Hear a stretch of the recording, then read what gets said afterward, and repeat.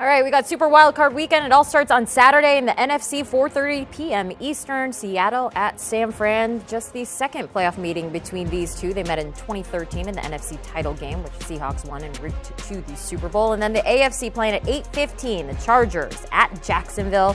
Last two times the Jaguars won the AFC South, they advanced to the AFC title game.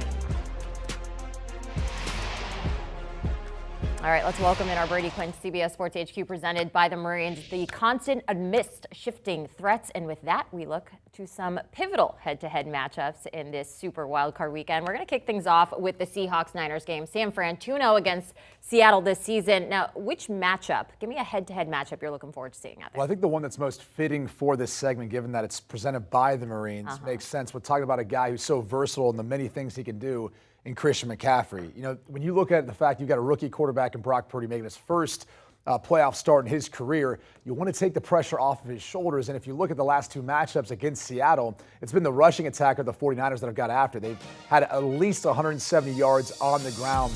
Christian McCaffrey, since he's come to the team in San Francisco, has been unstoppable, and they've used him in a variety of the ways in the backfield, out as a wide receiver as well.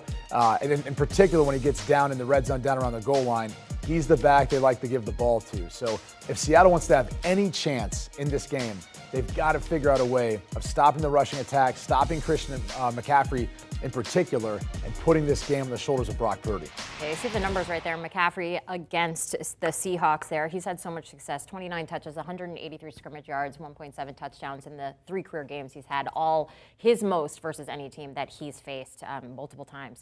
All right, so next up we're going to talk Chargers, Jags, Saturday night. Jacksonville, they won 38-10 in LA in week 3. What do you think about the matchup?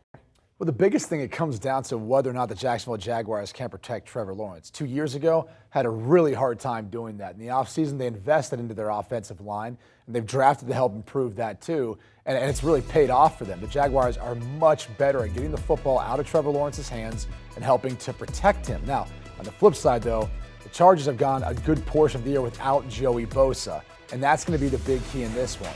Walker Little, their left tackle, versus Joey Bosa, who's back now, is healthy, had a sack last week. He's one of the more unstoppable forces. So whether or not the Jags can protect Trevor Lawrence against the pass rush of the LA Chargers, in particular Joey Bosa, will largely determine how this game ends up. You mentioned that injury. A core injury is what they're calling it last week, but expected to play out there, so that'll be huge news. All right, next up, Dolphins-Bills. You can find that game 1 p.m. on CBS, and it's going to be a big one. Miami seeking their first playoff win since 2000. What matchup piques your interest there? Well, it's the speed and the ability of Tyreek Hill, which Mike McDaniel will try to move around in a variety of ways to get him touches and get him open. He's going to have to, too, with a rookie quarterback in Skylar Thompson also making his first playoff start. So he's got his work cut out for him. And if you looked at earlier this season, it's kind of ironic when the Dolphins won this matchup, given they split with the Bills this year. Tyreek Hill actually didn't get many touches. He was more of a decoy, and the Buffalo Bills devoted a lot of attention to shut him down. That second matchup later in the season in Buffalo wasn't quite the same. They just played their basic defense situationally. They paid extra attention to Tyreek Hill, and he had a better game. However, it didn't end up being a win for the Miami Dolphins. So this is one where I think the Buffalo Bills will simulate much more of what we saw in their most recent matchup in Buffalo. They'll pay special attention to him, but they're not going to go out of their way to eliminate Hill, and instead play solid, sound defense. You got a number of weapons you got to worry about. And I think more than anything else, try to stop the rushing attack of the Miami Dolphins. They actually were averaging about 6-7 yards a clip the last time these two teams played, and given you got a rookie quarterback starting, I don't know that they're going to want to ask Skylar Thompson to do a ton versus that Bills defense. That's right. All right, next up we got Giants-Vikings. Minnesota defeated the Giants in that wild close game back in week 16 at home. So on a Sunday with this matchup, head-to-head, what are we thinking? The entire season's been about Saquon Barkley. He is the engine that makes the Giants offense go. And if you look at the Minnesota Vikings this year, they've really struggled more in particular as far as giving up yards in the pass game. But when these two teams played earlier, Saquon had over 120 scrimmage yards and was impactful in that game. So if you want to be able to put this game on the shoulders of Daniel Jones and at home allow your quarterback Kirk Cousins to go win it, that's the recipe for success here. So it's all about the Minnesota Vikings and whether or not they can stop Saquon Barkley running the football, catching the football out of the backfield in a variety of ways in which Brian Dable will utilize him and put this game on the shoulders of Daniel Jones and see if he can once again have the type of performance he did where it forced the Vikings to come down to a game-winning field goal.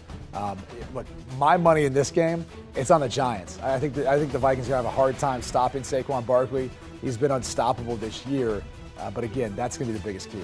Look there, too. The Vikings defense this season, they certainly have struggled, so it'll be a good one to watch. Now, this next one we've been tracking along if Lamar Jackson's going to play or not. It seems like right now that he is not going to be playing. So we have Ravens-Bengals. The team split the season series 1-1. Home team won each game. So Sunday night's game is taking place in Cincinnati. What matchup are we looking at? Well, I mean, it's going to be the pass rush and the coverage of the Ravens versus Joe Burrow because Lamar Jackson's not going to play in this one. So if the Ravens want to have any shot, they need to simulate what they've did in the past couple matchups. They've really limited the Cincinnati Bengals in creating a bunch of big plays in the passing game. I'd say this has probably been the toughest matchup for Joe Burrow, at least within the division and how he's played so far this year because they are one of the hottest teams. They're on an 8-game winning streak right now.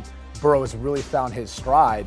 And I think when he looks across the sideline and he sees potentially Anthony Brown at quarterback making a start, or Tyler Huntley, who's also dealing with an injury but is throwing, who's most likely going to end up starting, he's not going to feel so much threatened. So this is a matchup where I think as long as Joe Burrow takes care of the football, doesn't allow Baltimore to get much momentum in this one, he should be able to have his way. But again, the Ravens defense, since the addition of Roquan Smith, has been much improved, and they can match up on the outside with their cornerbacks versus the receivers for the Cincinnati Bengals. Burrow had so much success against the Ravens just a season ago, and this year it's definitely quieted down quite a bit. All right, last but not least, we got the Cowboys and the Bucs. That is on Monday night, the stat that everybody keeps talking about, Tom Brady, 7-0 against the Cowboys. But give us a matchup that we can really look for in this game. It's Micah Parsons, and really, if you go back to that Week 1 match, he had 2 sacks in that game. And so it comes down to Donovan Smith, Tristan Wirfs, the tackles, because that's where Parsons is going to be on the edge rushing. They've got to limit his impact and ability to get after Tom Brady.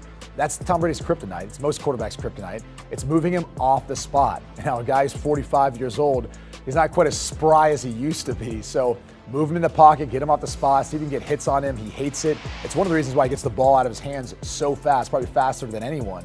And as we take a look at that Week 1 matchup, I mean, Micah Parsons started to try to make a case for Defensive Player of the Year, which has slowed down a bit, but that's going to be the focus of this game. If Micah Parsons can be a game wrecker and eliminate any ability for a team that likes to throw the football as much as the Bucs do with Tom Brady from being able to feel comfortable and confident in that pocket. Yeah, Parsons led the NFL in pressures this season. I know we'll be definitely watching that game on Monday night. It's going to be an exciting weekend. This is what we all wait for all season long. Brady Quinn with the matchups to keep an eye on. And CBS, they have you covered. Dolphins playing in Buffalo against the Bills on CBS. They've met 2 times this season. The home team won both those meetings, each game decided by 3 points or fewer. This weekend, Miami without Tua, creating the largest spread in wildcard game history. That's Sunday, 1 p.m. on CBS. Do you want a sports network that delivers everything that matters about the game? The highlights, the picks, the instant analysis, no yelling, no fake debates, no politics. Hit the subscribe button and never miss a moment.